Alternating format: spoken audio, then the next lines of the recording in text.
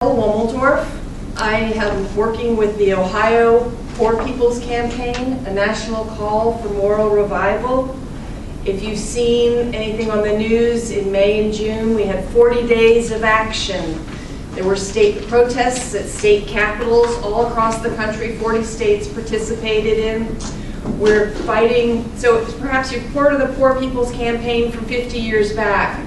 Martin Luther King's final push was the beginning of the Poor People's Campaign in Washington, bringing people to Washington, D.C. to put poor back on the agenda, to talk about the issues that affect the poorest people in our country.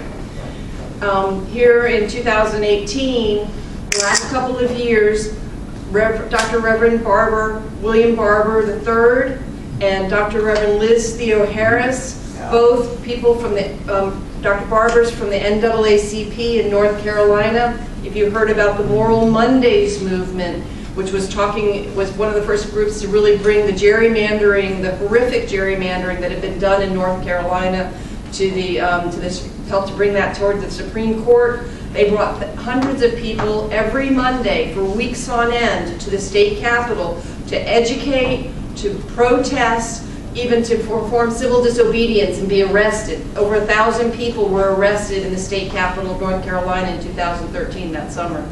That movement has expanded now and is now called that was the Moral Mondays, and now the Poor People's Campaign, a national call for moral revival, is a campaign. It's not a moment, as Dr. Barber says, it's a movement. We're working together. I encourage you all to register. www.poorpeoplescampaign.org. You can also join on the Facebook group.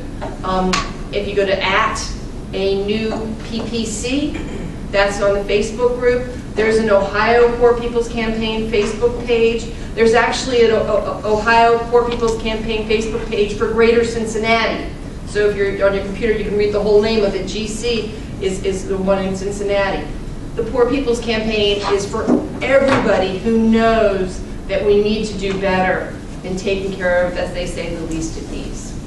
And to understand also that there are the enmeshed evils of systemic racism and discrimination, poverty, ecological devastation, and the war economy. It says that over 50% of our national discretionary budget goes to military contractors and actions overseas and just general militarization of our economy. And less than 15% goes to take care of education and health care and services to bring people back into the system when something has taken them out for health reasons or family reasons or crisis. The Poor People's Campaign is putting that back on the agenda. We created a presidential campaign in 2016. People spent less than an hour talking about poverty. They'll talk about the middle class, but there's an underclass. There's a group of people who have had so many crises, are so interconnected to it, they've lost. So when we're talking about people who don't see themselves as voters, I mean, it's kind of hard to imagine, but it's real. And it's thousands and thousands and thousands of people who have slipped out of the system for so many different reasons. And we can bring them back. It doesn't cost that much. It's a penny saved when we invest in that, as opposed to what they've lost and they're going to lose in their lives and we lose in them as part of our citizenry. So the Poor People's Campaign did the 40 days of action to bring the conversation back into what is a moral agenda for our country and how that maybe has been lost in a lot of different ways. It's also created a team of people who really care about this issue and are donating their time, their money, their intellect, their awareness, their Facebook tweets. I mean, and if you're a tweeter, if you're a Facebook post, bringing that conversation back, we've got to work together. So moral fusion is a big part of that. If healthcare is your issue, Donald, if racism is your issue, one of mine, if education is your issue, that's also one of mine. If voting and civil rights are your issue, me too. Healthcare is important also. But any of those issues are yours. You know that we're losing the battle We might win the battle, make a couple steps in that front, and then all of a sudden we get pounded from the other direction. that's that enmeshed evil. You know, if you're poor, if you're black, if you live in those communities where they don't actually enforce the environmental laws, if you've got the asthma situations, you live on the coastline and you don't have the great level, you don't have a whole lot of property insurance, and the waters are rising. There's climate change. All these different things mean that the Poor People's Campaign needs to work together across all of these different segments of society. That are, if you're working on homelessness, if you're working on making lunches, all of these things, it's not one thing. It's that enmeshed process, and that's why Reverend Barber is such an amazing leader and visionary. And you can find him on Facebook, you can find him on CNN, you can find him in the Washington Post, the New York Times, the Cincinnati Enquirer, and he speaks from the heart, and he speaks about how nonviolence and teamwork can bring us together to really shift the conversation back to a country that we were already proud of. So, voter education, voter motivation, voter turnout, and motivation, education, registration, and turnout. We kind of look at it from 4 different directions, because that motivation part, if you don't believe in the system, you're not going to do the work to get the education, you're not going to listen to anybody talking to you, and you're certainly not going to show up.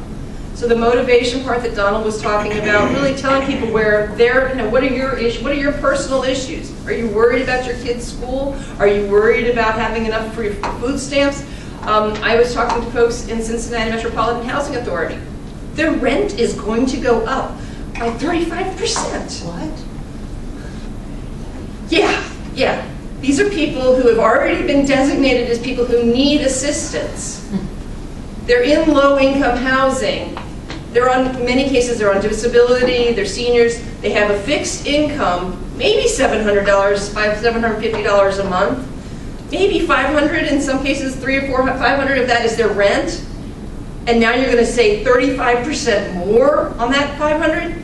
They don't have, okay, so I just found out about this yesterday. Is that coming from the Department of, is that coming from? Housing and Urban Development, Carson, Ben Yeah. Carson, yeah. Yeah, so I don't know who y'all know, but the city's going to have to, the city and the state are going to have to find a way to make sure that people don't go hungry, because I'm not going to live in a, I'm going to, so I spend a fair amount of time doing this work, because there's a problem going on in our country right now. And there are lots and lots of wonderful people that are working on this day and night, honestly, and join us, because this is, you know, show up. This is the time. It's not right. So, the number of organizations working on voter registration, voter education, voter motivation, voter turnout is fantastic right now. And I, through the Poor People's Campaign kind of umbrella, have created a group called VECC. You can find it on Facebook, Cincy VECC, Cincinnati Voter Engagement Collaborative Campaign. Okay, so the idea here with Cincy VECC is somebody like you who's doing amazing things with the League of Women Voters, somebody like you with Common Cause. We're going to connect you guys with folks like Donald, who's doing Universal Healthcare Network. Universal Net. UCAN of Ohio. UCAN of Ohio. Universal Healthcare Network. To try and aim for universal healthcare, not just patches. Cincy, C-I-N-C-I, Cincy, VECC. Facebook group. It's a closed group right now because we're really trying to focus on getting the message to the leaders to take it out to the group. But I invite you in as soon as I see your post. We're working with NAACP. We're working with the AFL-CIO. We're working with UCAN. We're working with the Cincinnati, there's a church collaborative through the African American Baptist churches. New Jerusalem Baptist Church has been a focus for that. We're working on different messaging for different groups. We're working on bodies and voter registration campaigns, and we've also got we put together a pitch to help folks check their registration. And what I'd love for y'all to do is spend 3 minutes with me, 5 minutes with me right now. Pull out your smartphone. Go to this website, ohvotes.org. You'll see a blue screen with a big red oval. And it'll say, check my registration, verify your vote. It'll just verify your registration. And if you do that, put your first name in the first box, you put your last name in the second box, you can put your date of birth, just the year, in the third box, and then your county, select your county. And once you do this process, you'll see how freaking easy it is. It's crazy easy, okay? And then you'll say, check my registration, it'll take you to the next screen, and it'll show you a list of names. If your name is on there, right, probably at the top, because there's not that many of you in the city of, in the county of Hamilton that have the same birth date and name. And then you'll just say, this is me. But check that name, check the address, make sure something hasn't changed recently, and this is me. Now it should say, great, you're ready to go. If you want an absentee ballot, I can help you with that. If you want to, but sometimes it'll say, well, or you'll notice, hey, that address is my old address. I did move. We were downsizing now, and so I've moved. I haven't updated it. You can do it online with your driver's license, your birth date, and your last four of your SOCH. I don't recommend doing it online on the phone. It's too small screens and stuff. But you know now, hey, I got to pay attention to that before October 9th when the registration is due.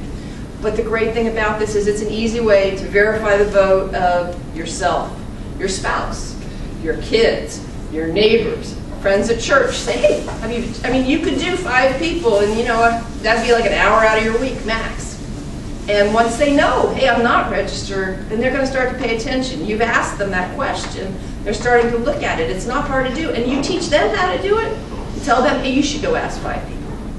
And it's kind of fun because you realize, hey, look, we're connecting with the system and we're being able to check, and then make this push real firmly now until before October 9th, because this is when they've got to get the registrations in, updated and all of that.